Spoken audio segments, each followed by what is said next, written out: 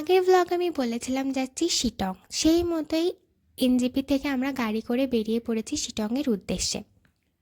প্রথমেই গেলাম একটা রেস্টুরেন্টে, কারণ ভীষণ খিদে পেয়ে গেছিলো। সেখানে আলুর পরোটা, স্যান্ডউইচ আর এসপ্রেসো খেয়েছিলাম। এসপ্রেসোটা কিন্তু ভীষণ তিতো ছিল। পেট পুজো করার পরেই বেরিয়ে পড়লাম সাইট সিন করতে। এটা হলো আমাদের প্রথম স্পট, সেবকেশ্বরী কালী মন্দির। এখানে আমরা পুজো দেওয়ার পরেই চলে গেলাম পাশের সেবক ব্রিজ দেখতে। সেবক ব্রিজ দেখার পরেই গিয়েছিলাম তিস্তা ভিউ পয়েন্ট দেখতে।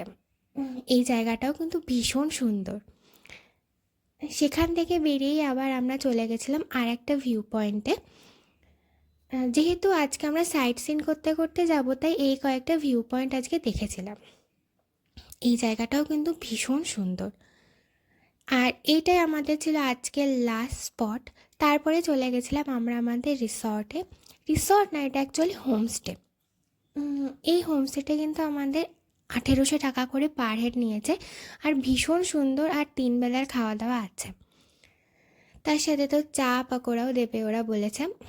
তো দুপুরবেলা লাঞ্চ করার পর আমরা একটু ভাবলাম বিকেলবেলায় হোটেলের আশপাশ থেকে ঘুরে আসি, যেহেতু আজকে আর কোনো জায়গায় যাওয়ার কথা ছিল না আমাদের। তো হাঁটতে হাঁটতেই দেখলাম সন্ধে হয়ে গেছে। আর সন্ধে হওয়ার পর হোটেলের লাইট জ্বালিয়েছিল, যেটা কিন্তু দেখতে ভীষণ সুন্দর লাগছিল।